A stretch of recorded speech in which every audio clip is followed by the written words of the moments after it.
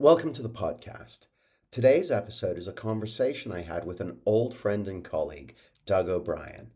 Doug's a master storyteller, a hypnotherapist, and an internationally acclaimed author known for helping people shift beliefs, change behaviors, and create meaningful transformation through the power of language. And that's what first connected us all those years ago. Doug and I are both fascinated by language, by conversational belief change, and by storytelling.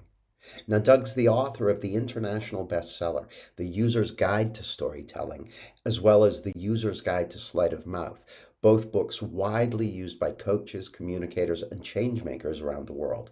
So I'm really pleased to share with you my conversation with Doug O'Brien. So, Doug, what first sparked your interest in this whole domain of stories and storytelling? Oh, golly. I think, like most people, I have always had an interest in storytelling. People are into stories. You know, when you're a kindergartner and it's like it's story time, it's like, oh boy, and you run around and sit at the foot of the teacher and listen to the stories. It's like we've always loved stories. You know, once upon a time, our ears perk up. You know, and I had a friend back in junior high and high school. I knew this kid since kindergarten. He was like my best friend all this time, and we did lots of things together. We hung out together, and then we tell stories. Oh, he'd tell stories. He'd tell stories about what we did, and be like, "Wow, that sounds great. I wish I was there." You know, he had this gift for for telling, what we did, but making it sound great. And I thought, that's so cool. That is a skill I would. Mm. People were mesmerized. He would be like standing in front of a room full of people. I'll be going like, wow.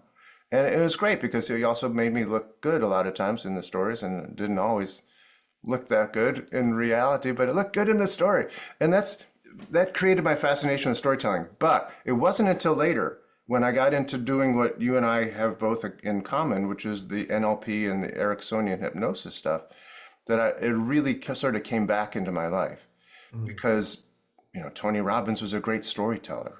Richard Bandler was a hilarious and great storyteller. Milton Erickson, of course, famous for therapeutic metaphors and storytelling.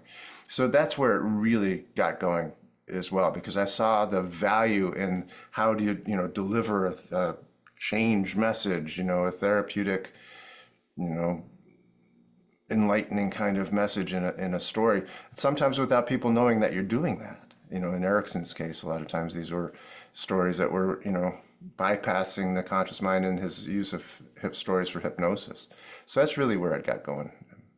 And it was similar for me, Doug. The When I first started exploring the domain of NLP and hypnosis, I read this, you know, NLP at work type book or something like that. And I Hmm. was reading through it and I couldn't get anything to work. And I got to the bit about metaphors and I tried it out with my boss and it worked. And I was like, holy shit, this is for real. Like that just immediately ignited an Yeah, interest in it.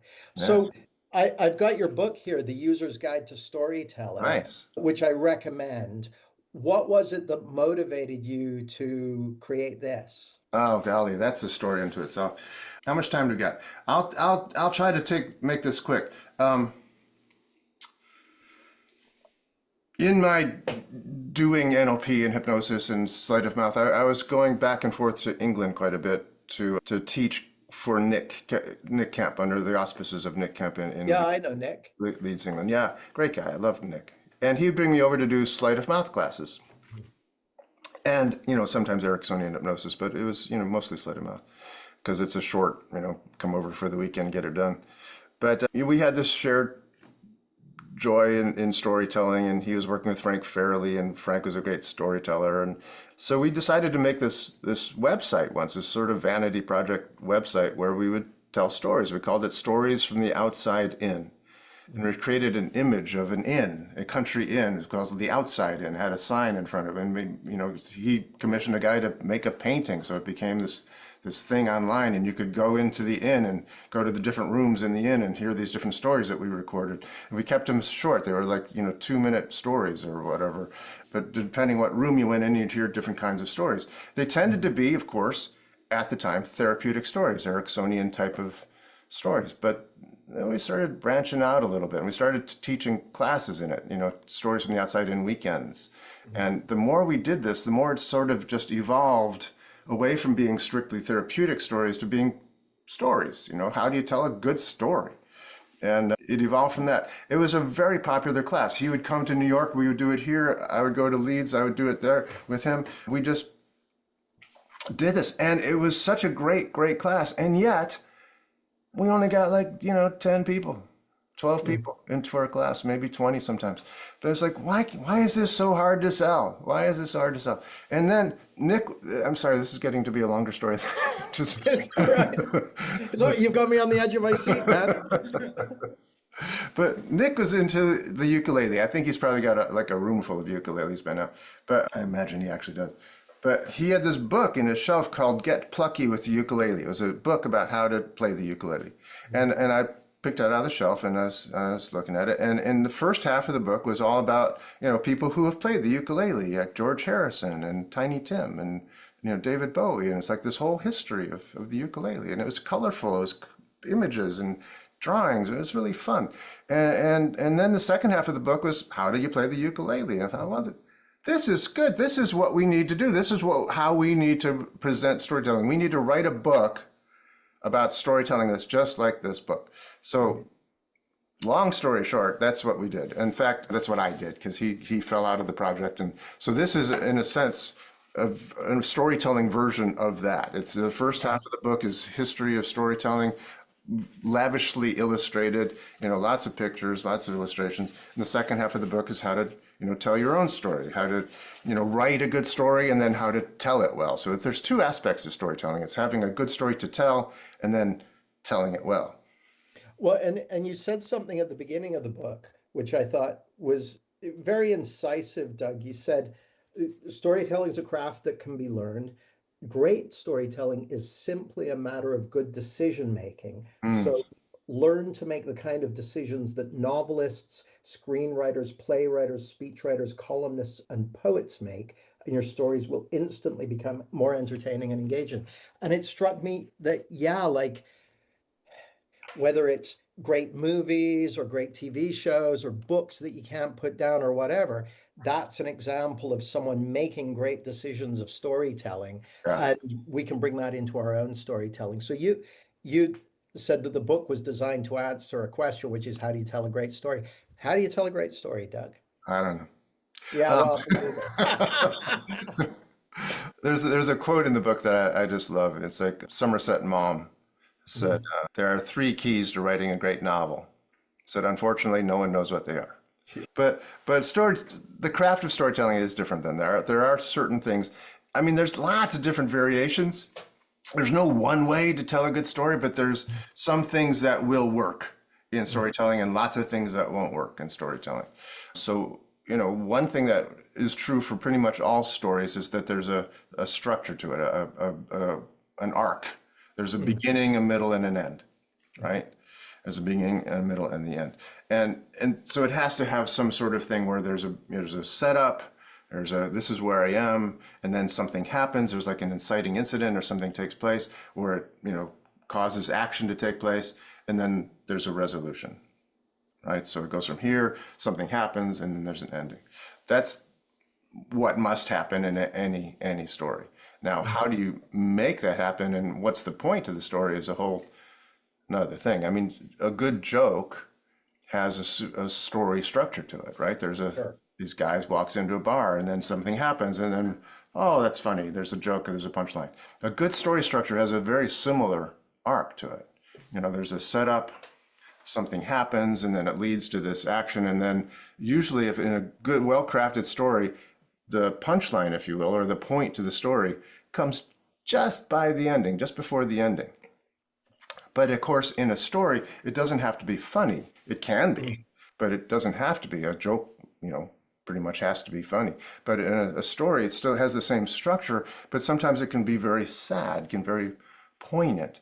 And generally speaking, in stories that are worth listening to, there's a point to it. There's a reason you're telling the story. There's something message that's gotten across. And so the character whether it's you or, somebody you're making up, a fictional character, changes in some way. They start off, as a simple villager like Bilbo Baggins in The Hobbit, right? And then something happens, and this mysterious stranger comes, Gandalf, and he gives him this quest to go on, and he is cast into this adventure, and he does these things, and then he returns back to the village a very changed person, right? And there's this big thing that has happened. He's kind of saved the world, kind of thing. So there's a point to that, but there's a beginning, a middle, and an end. But there's a change, a fundamental change in the character of the person that they've learned something from this adventure. Yeah, there was a way you put it in the book, which I really liked. It was a quote from someone, Matthew Dix, who said, Hmm. every great story ever told is essentially about a 5-second moment in the Yeah, life of a human being. And the purpose of the story is to bring that moment to the greatest clarity possible. And when I read that and then saw some of the examples you gave, I thought that's so true. And I saw the ways in which I've instinctively done that in my own Hmm. storytelling, but never actually had the clarity about, oh, that's what's going on. And the rest of it is sort of like the lead up to that in a Yeah, way. Even yeah, if the things that stand out or whatever might be particular details along the way, it's all there in service of kind of landing the plane. yeah. Absolutely. That's exactly, and I'm not surprised you picked up on that, because that's it. I mean, if you can have a story do that, then you're fine.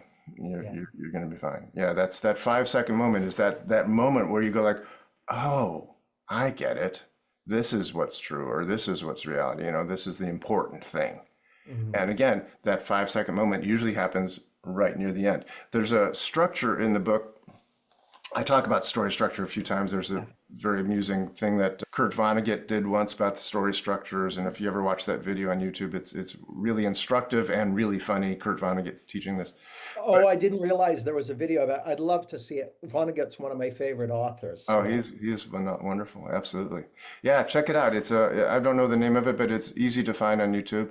I'll find it. Vonnegut on story structure. Yeah, nice one. He is hilarious, actually. So droll, so funny. But he outlines three different story structures that can be used. And man in a hole, man meets girl, loses girl, gets girl back again, and then the Cinderella story arc. He outlines those.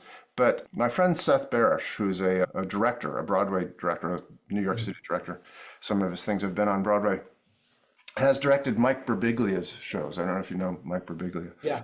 Stand-up comic turned storyteller.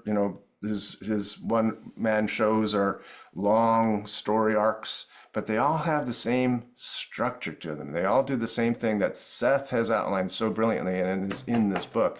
He calls it the universal story structure, I think. But he uses the example. Oh, you know what? I have it right here. Might as well just look at it. Sort of Let's wondering. guess at it. He uses the example of the Wizard of Oz Yeah. as a great example of the story arc. And he points out, he said, when it starts, Dorothy is this is the picture of the story arc. Dorothy's, living at home in Kansas with Aunt Em and her little dog Toto. And then there's an inciting incident.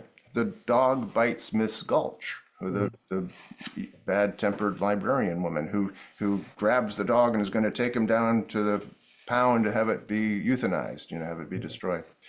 And so that's the inciting incident. So Dorothy has to do something. So she chases after Toto, jumps out of the basket. They run away. They meet that guy in the caravan. But then a tornado comes, Mhm. right?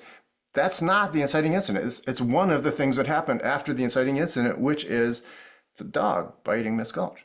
So it's interesting, but the rising action includes this tornado. They go to Oz, they meet this scarecrow, and all these things that happen. Finally, they get to a point of no return, which is also another moment in a story structure. Point of no return for the Wizard of Oz, the story with Dorothy, is that she finds what she believes to be the Wizard of Oz, this guy, but he's not the wizard. He's Yeah. a charlatan, he's a huckster. And he tries to get her off into this hot air balloon, but that wasn't going to work in the first place. And then he doesn't even know how to do a hot air balloon. He leaves without her, and she's stuck in Oz. Mm. It's a point of no return.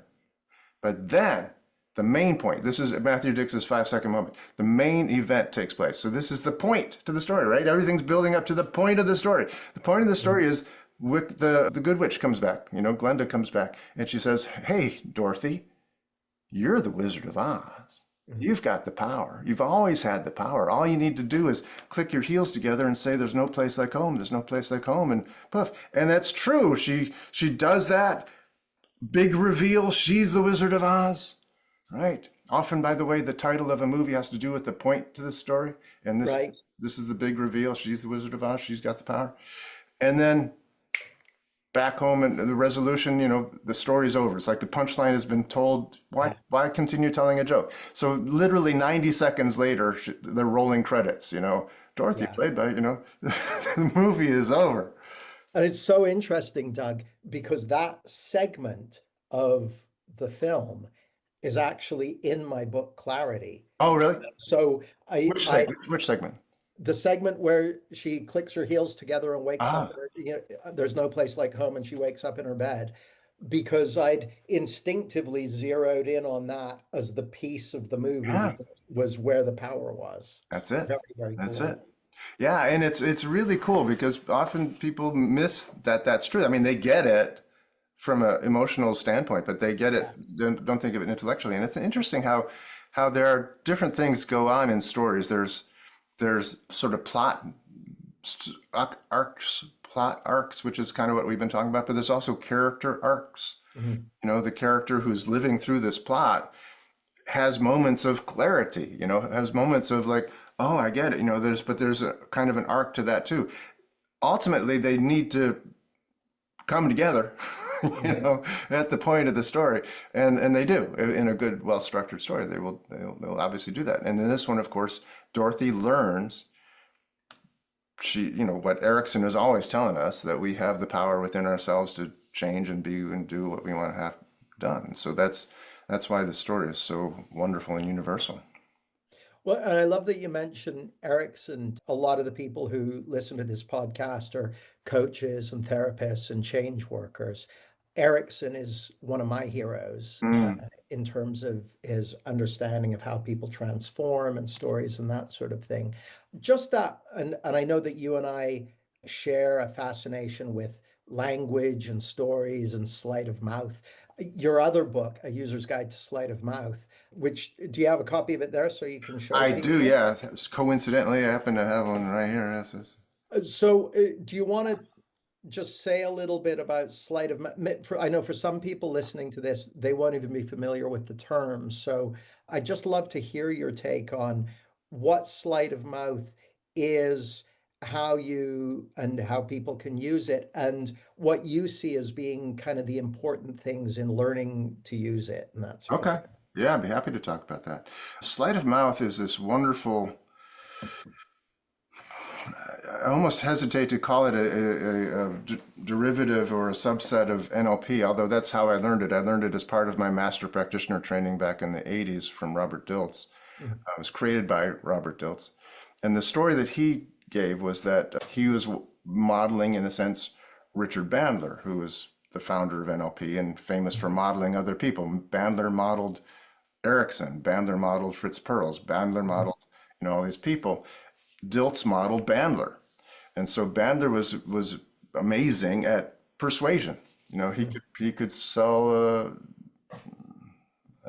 refrigerator to an Eskimo, as the old expression is probably politically incorrect, but you know what I mean. He had a gift for sales, for persuasion, and Robert was around him so often, seeing him do these things on stage. He started to notice patterns, certain things that he did, of ways of reframing different people that Dilt said, well, there's a pattern here. Let me see if I can Mhm. name these things. He said, okay, well, now he's talking about the consequence of the action. So I'm just going to call that the consequence pattern. Mhm. So now he's saying, oh, I know your intention. So he's talking about the intention behind what they're saying. So I'm going to call that the intent pattern.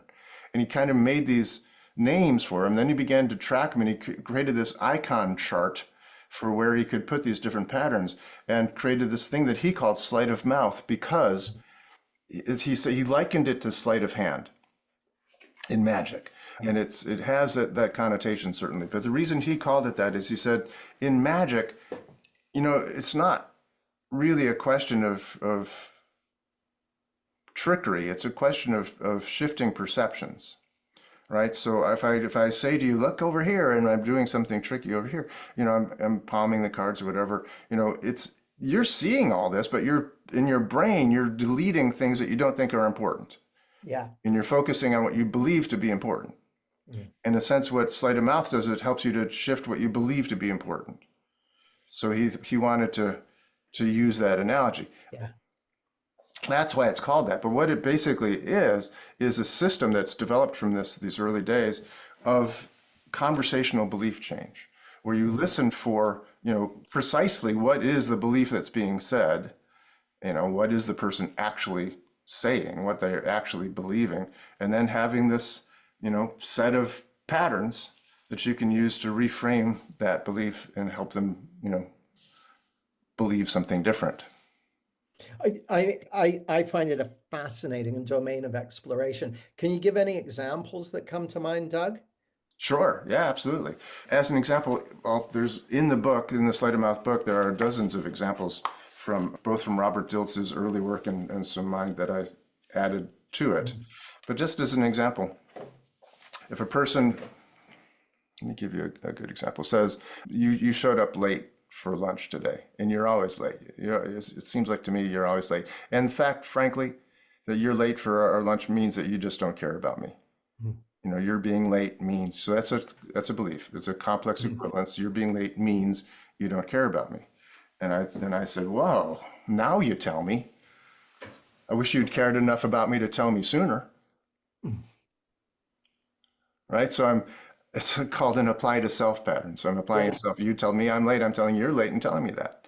Yeah. So we're applying the same, structure of belief that you gave to me, I'm applying it right back to you. And Robert Dilts, uses a lot of examples of that from Jesus Christ and from, so it's, the thing about it is, Robert Dilts, he's the nicest guy in the world. It's not about getting over on somebody else. It's about helping them see something differently in a different way that's positive and useful for them.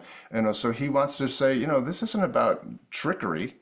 It's about helping them perceive a bigger picture and see things in a different way. So he uses examples like, Jesus Christ said, if you without sin, you throw the first stone, or, take the mote out of your own eye before you criticize the chip in somebody else's eye or whatever. So, he uses a lot of examples from Abraham Lincoln and these people that used persuasion in very ethical and positive ways. Yeah, I love it. And when you start to develop an ear for the patterns, you start to see them in lots of different places. Mm-hmm. There's a TV series that I used to watch with my daughters when they were little called Buffy the Vampire Slayer, Oh, yeah. written Yeah. by a guy called Joss Whedon, who himself Uh-huh. is a great storyteller and director. But that series is full of sleight of mouth Huh? that characters use with each other. Is fascinating. Oh, really? Yeah, I yeah, never watched it with an ear to that. That's so interesting. I think I've seen it like 2 or 3 times in my life, but maybe I'll go back and watch it. yeah. There are lots of examples in Huh. there. Cool. Yeah. So for both you and I use storytelling, metaphor, sleight of mouth in the domain of change work and coaching and that sort of thing. For someone who's interested in bringing more of this into their work, what's a good starting point for that? Buy my book. No, I don't know. I think just to recognize that this is a thing. Sleight of mouth, by the way, sleight of mouth and storytelling go very well hand in hand. In Yeah. fact, one of the sleight of mouth patterns, that Dilts delineated, he calls the metaphor pattern, or analogy pattern. I have always found that to be one of the most powerful sleight of mouth patterns. That if you can come up with a good metaphor or analogy as to why what the person is saying is not necessarily great belief, maybe even false, But if you can come up with a belief about, a metaphor about that, they get it. Yeah. Like as an example, I was teaching sleight of mouth to a bunch of real estate people in New York City. I hesitate to teach it to salespeople, but it is one of my biggest audiences is salespeople for sleight of mouth. So I was teaching it to this group of real estate people in New York City. And part of the issue with if you're a real estate person in New York City is that they need to, charge a fee in order to survive as professionals in their own business as a real estate agent.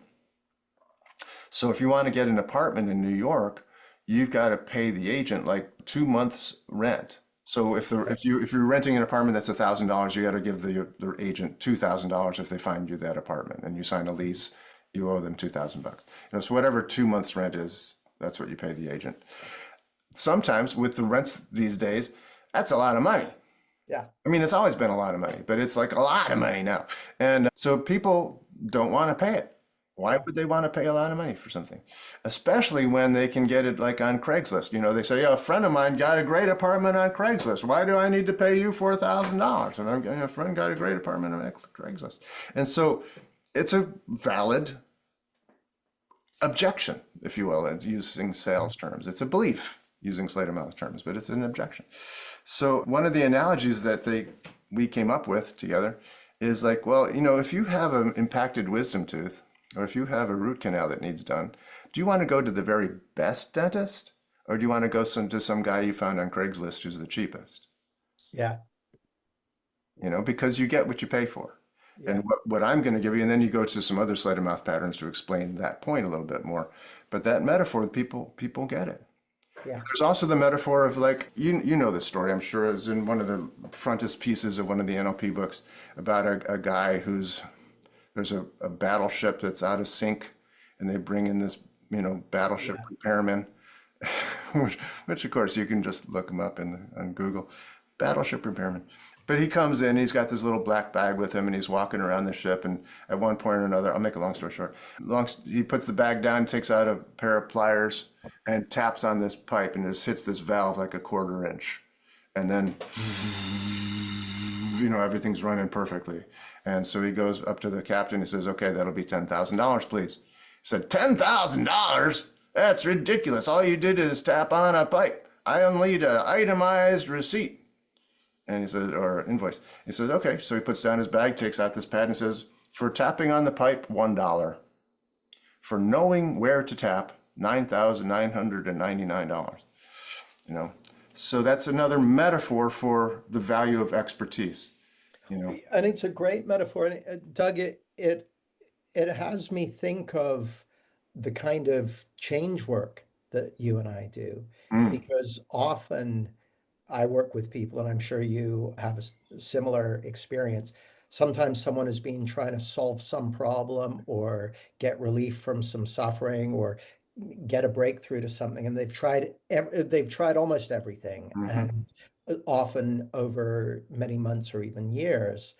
And then they come and sit down with you, and you have a conversation, and everything shifts. And that to me is a function of knowing where to tap. And a question I'm always curious about is when I meet someone who has that kind of transformational ability, what's your philosophy of transformation, like of how people come to experience transformational change? Oh, wow.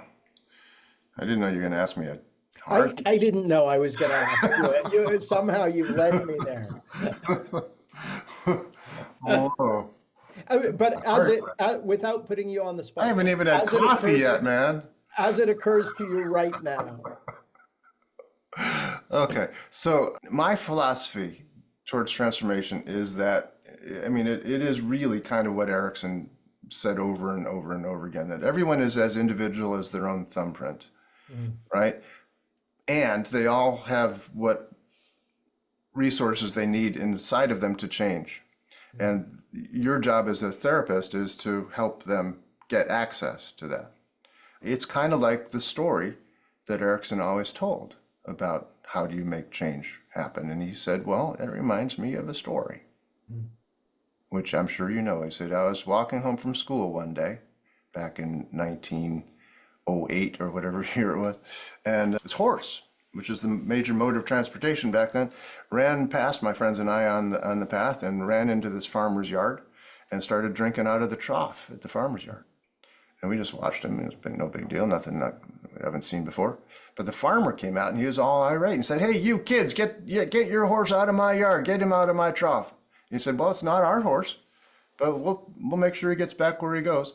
And so Erickson said, so I jumped up on the horse's back and I pointed him in the direction from whence he'd come. And I said, "Giddy up, horsey," or words to that effect. Actually, I'm not sure how you talk to a horse, but he did, and he got going. And every now and again, the horse would get distracted, and he would stop and eat some daisies or something along the road, some clover. And Erickson would just pull his head back up and said, "Come on, let's go." And finally, the horse turned right, other country road, finally turned left back into another farmer's yard. Farmer came out and said, "Hey, thank you for bringing back my horse. How did you know where he lived?" And Erickson said, "I didn't know, but I knew that the horse knew. And all I had to do was keep his attention on the road." And I think that's how you do psychotherapy. It's such an interesting, like just so much in there, Doug. And in that metaphor for the individual you're working with, what's the road they need to keep their attention on? Yeah, that's the question. Mm.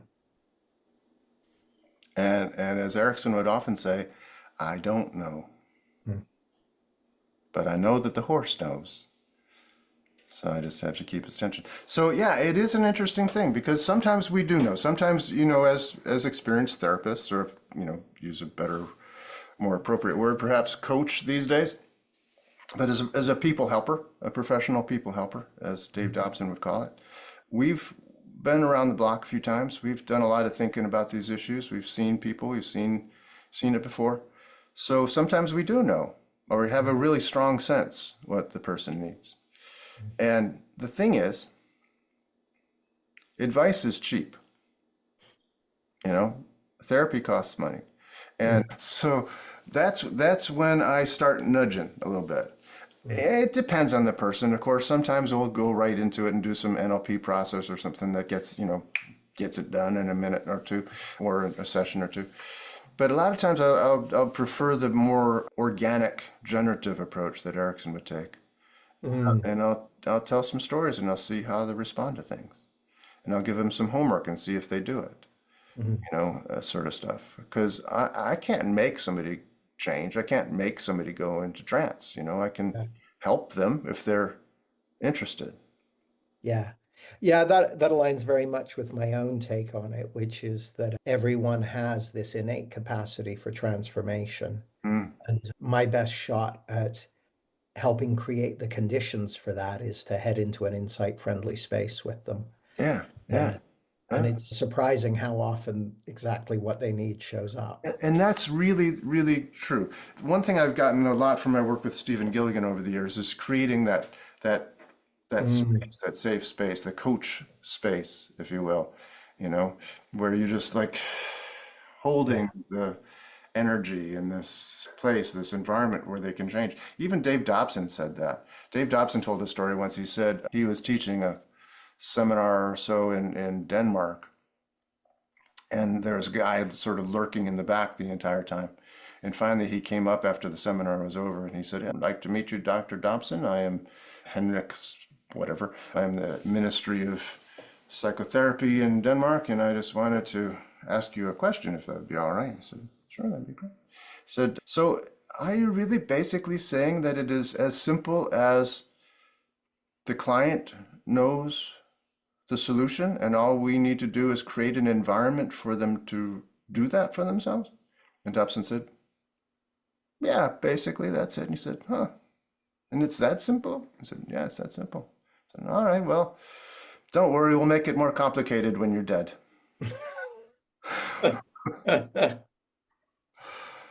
I'm not that familiar with Dave Dobson's work, but I'm a big Stephen Gilligan fan. I've worked with him been trained by him a couple of times over the Yeah, he's years. great. It's always been very Oh impactful. man, he's great. Yeah, for sure. Yeah.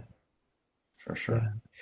Doug, I know for people who get your storytelling book, there's a course, there's a coupon for a course Oh yeah, attached to the book. Do you want to say a little bit about what people can expect if they decide to go through that course? I would love to. I Thank think you. it's free for everyone who buys the book. Yeah, I thank you for saying that. It is free for people who buy the book. And let me say this. I thought I was a pretty good storyteller before I wrote this book. And I was a pretty good storyteller before I wrote this book. But I did a lot of research. It literally took me 10 years to write it for a variety of reasons. But one of them is that I just had a lot to learn and interviews to do. Interviewed Matthew Dix. I interviewed a bunch of people for this, Seth Barish, some business coaches, and I learned a lot about storytelling. And my teaching with Nick Kemp, the stories from the outside in classes that we did over the years, those got better and better as we went through. So finally I said, let's see if we can actually teach a class in this that is, expansive enough that people get a lot of it, but succinct enough that they get, kind of what they really need to move the needle, to be a better storyteller by the time we're done. And I've been working on that. And I teach a 6-week storytelling class. In fact, I'm in the middle of one right now, online. Got people all over the world coming to it. And I teach this structure and we practice it, so there's lots of practicing. I'm a firm believer in practice, as you can tell from that piano. You don't get good by reading a book on an instrumental interview. Yeah. It takes time, takes some practice. So I want people to actually be doing this. And so the one that's in the back of the book, the free coupon, is a recorded class that I taught last year. So it is this 6-week course. It's 6 chapters in the book, in the recorded class. But I edited out, well, I didn't, my editor edited out all the extraneous stuff where we're just having, chatty conversation, and got down to the meat of it, if you will. And also took things out, and I recorded replacement bits for things that weren't quite so clear because it was in a recorded class and maybe I didn't say it that well that day or whatever. So it has become, I think, a really good class in 6 parts on how to, find your story and how to write it well, so you craft the story itself well, but then how do you actually tell it well? Because that's an art in itself as well, So It's one of the points you made in the book, actually, is the key to good storytelling is have a good story, tell it well. yeah, And it seems to me, yeah, those 2 elements are both crucial. yeah. And, there's, again, a lot of variation on that theme, but yeah, there's things that you can do to tell a story better than otherwise. So yeah, this storytelling class that's available in the book, I just thought, this book was a labor of love.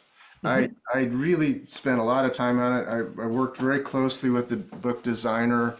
I'd send him drawings. He'd make them into actual drawings and things like that. And I found he was brilliant. Yeah, there's lots of color plates in it. It's Very, fantastic. and I think I read it yesterday. Probably took me about 90 minutes to read, but there's lots in there that Yeah. I'll go back to, lots that I highlighted and that sort of Oh, thing. cool. Recommend. Nice. Yeah. But the thing about it is it's full color and these images are expensive. And this little paperback book is $35 on Amazon. It's a lot of money. I recognize that.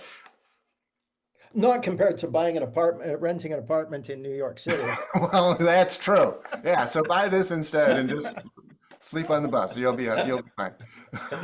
You get great stories out of it. You get many more stories out of sleeping on a bus than you do in a safe apartment. That's for sure. What's more important? But in actual fact, the Kindle version is also very good. And what you did yesterday, you read it, took you 90 minutes. That's kind of the Kindle version. We took not 90. We took a lot of the pictures out because the Kindle, you resize, the font changes, everything else changes. So we had to take a lot of the pictures out. So I just figured, if people are going to invest in buying the book, let's give them a present. Let's give them a gift. Nice. So it's a $357 value for this course. If you were to take the course, that's how much it would cost you by itself. But it's free for buying the book, and it's my gift, and I'm very pleased to do it because I think there's a lot that can be done verbally that is hard to translate from text, even with all the pictures, It's just like reading a story versus telling the story. There's a difference. Yeah, I mean, well, when you're telling a story, your entire body is Yeah, the instrument that you're yeah, using to tell it. So yeah, that makes total sense to me. yeah, yeah. So Doug, the other thing I was curious about is what's your sense of how the whole domain of artificial intelligence is gonna influence everything from storytelling to change work to the businesses we're in and that sort of thing. I know that it's something that's on people's mind. And by the way, if you want to take a pass on the question, that's okay too. But it's something that I'm certainly very interested in at the moment and looks to be a significant influence in our space and in many others. Yeah, no, for sure it is. It's one of those things that you just frankly can't ignore. Ignoring it won't make it go away. It's not going away. It's here to stay, and it's getting smarter every day. And Ain't artificial, it just? yeah. So I is interesting. I was talking with a friend of mine about a year ago, and he said, "Hey, do you want to write a book together?" And I said, "All right." I'm easy. Said, "What do you want it to be about?" I said, "I don't know. How about the intersection of NLP and Ericksonian hypnosis?" He said, "Great, let's do that." So then he opens up his computer. We were actually on a Zoom call, but he opens up an app on his computer and says, "Let's type this in." And he types in this prompt. I don't know if it was ChatGPT, but it was one of those guys.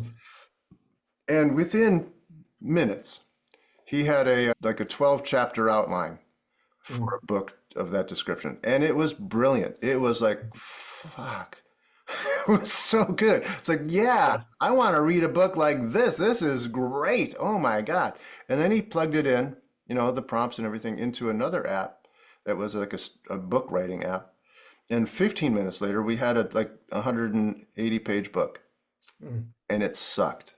It Mm. was, I read through it. It was bad. It was just flat out bad. Mm. But that was a year ago. Yeah. And things change a lot, and I think that's it's going to be really crazy what's going on. I'm a musician.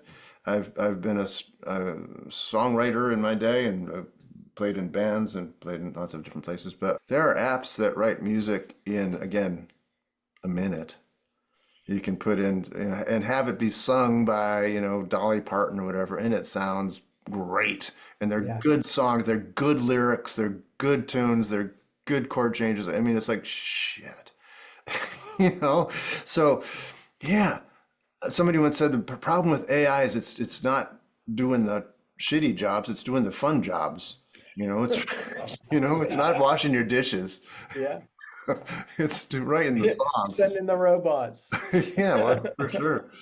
But yeah, it's something we gotta keep in mind. Gotta be aware of. So yeah, it's gonna be there. It's gonna tell good stories. It's gonna write good music. It's gonna write, make good movies. I'm sure it is already.